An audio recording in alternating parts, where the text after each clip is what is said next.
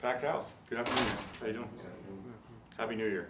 Happy New Year to you. Scott Aiden continues to progress, both showing mobility. There was a couple of reads that he made on Sunday that had never seen him make before, going to the pressure. Just his maturation, would you discuss it? Because it's quite noticeable. Yeah, I think just the comfort level with what we've been doing.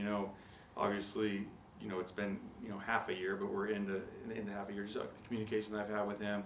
He didn't play when I took over initially, but just listening to me talk, and then we've had a relationship for 2 years. You know what I mean? And then it just so he kind of knows how I think a little bit, and just the more that we've communicated, and him understanding what I'm thinking about, and also just he's a young player in the league too. So the more he plays, like he's a cerebral guy. The more he sees, like he can anticipate. If this happens, then this is my answer, and I think it's all just kind of coming together. Every game's different and stuff like that, and the path to success isn't a straight line. You know what I mean? So there's bumps in the road, and there will continue to be. But I think he's doing a great job of handling all that, the ups and downs, and everything that comes with playing quarterback. He's still very young, Yeah. but do you believe he has the ability to be a QB1 in this league? Yeah, I mean that's a tough question to ask. I think he does. There's so many circumstances that go into that, but I just think like the progression. He plays fast. Obviously we're not going to sit here and say he's a great athlete, but being able to get a couple first downs with his legs or extend plays to get the ball out, we've seen him being able to do that. And I don't think you can cap him at a certain ceiling, because he's continued to show you that he's going to improve and keep getting better and work hard at it. Every week that you come in here, I think we ask you to come up with new words to describe Brock Bowers, but he did make the Pro Bowl. So He did, yeah. That's a great accomplishment for him. I guess what does that say about the kid coming in as a rookie and make the Pro Bowl? Yeah, I mean it's all the things that we've said before. The preparation on a day-to-day basis. The humility. The humility, but the inward confidence, and he holds himself to such a high standard and he works every day to hit that. You know what I mean? It's not just what he does on Sundays; it's what he does throughout the week. And the making the Pro Bowl, breaking all the records. That's just a product of that. As well as his athleticism and talent. But there's a lot of guys with talent, but his ability to work day in day out, take care of his body so he's healthy, he's playing at the top of his potential. Understanding defenses, football IQ, everything. I mean, you can't say a bad thing about the guy, and really happy for him and all that he's achieved personally. It's almost kind of silly to think that there's another step for him, but there is another step for him. And what is that? What's the next step for Brock? I don't know. I think it's just like, I think he's going to continue to mature. I mean, he just turned 22 years old, so like just as a man, like growing into his body, I think there's more athleticism in there. I think it's just maybe. Instead of a run after catch and getting 15, I think as you go, there's going to be that extra tackle broken and, the bigger touchdowns. I mean, again, moving around more, everything that we can do schematically, but I think he's just going to keep getting better physically, and then that's going to be even more explosive and all those things. We know he's going to work at it, all that. I mean, he's going to get a better feel for what teams are going to do to try to defend him and what different defenses in the NFL look like, because he's only seen 16 games worth at this point.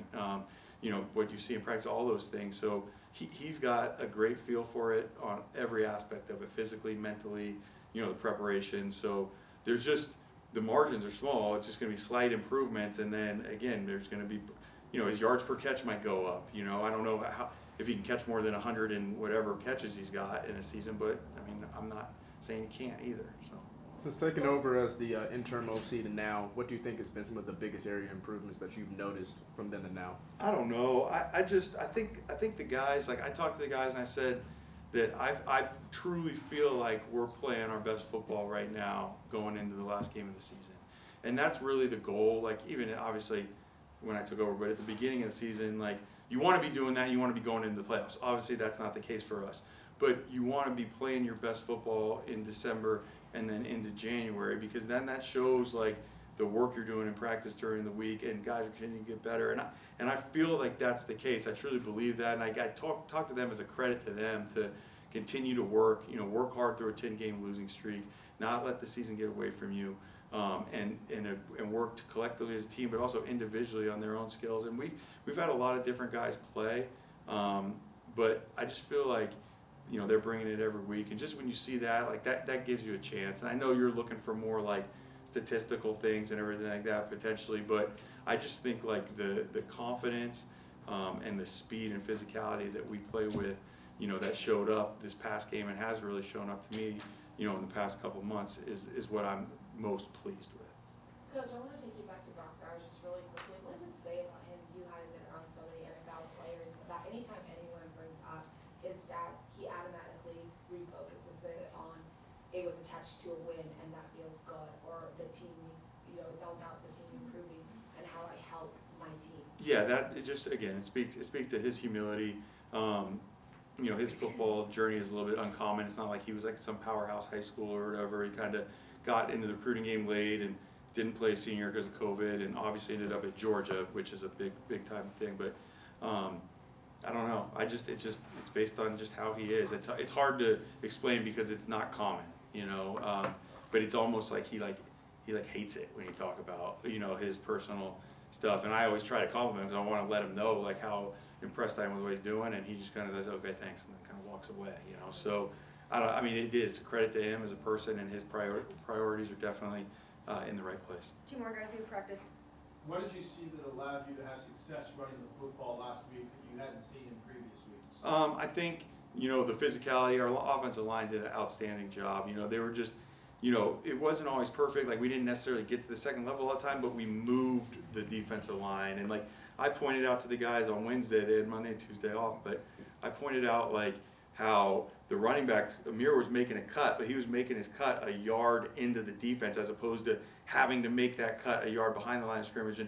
And the first guy, the linebacker, like, he scraped over the top, and we did such a good job on the D-line that we didn't maybe get to the linebacker, but he wasn't even touching Amir until 3.5 yards down the field. And now Amir did a great job of being decisive and breaking tackles, and it was a combination of those two. I mean, Michael Mayer did an outstanding job on their defensive ends, who are good players, obviously. But it was just the physicality. And then the other thing, too, like, we did a really good job on third down, especially early in the game.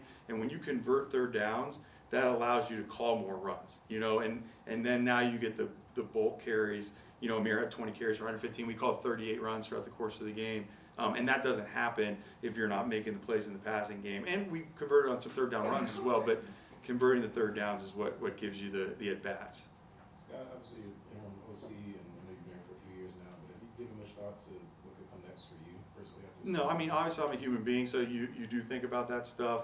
But I'm focused on this game and the Chargers, and I got a lot of confidence in my ability as a football coach. I feel like, you know, we've done a nice job here. You know, maybe we didn't get the wins, but I feel like I said, we're growing and we're progressing in the right direction. So whatever happens, I mean, that's out of my control. I control what I can control, and that's trying to get these guys ready to go play and have a great game and finish the season the right way against a very good division opponent that's going to the playoffs. So after that, you know, again, it's not up to me, and I'll be ready. I'm a freaking NFL football coach, so it's happened before. It won't be the last time either. So Thanks, Coach. it's good. Thank you guys. Thank you.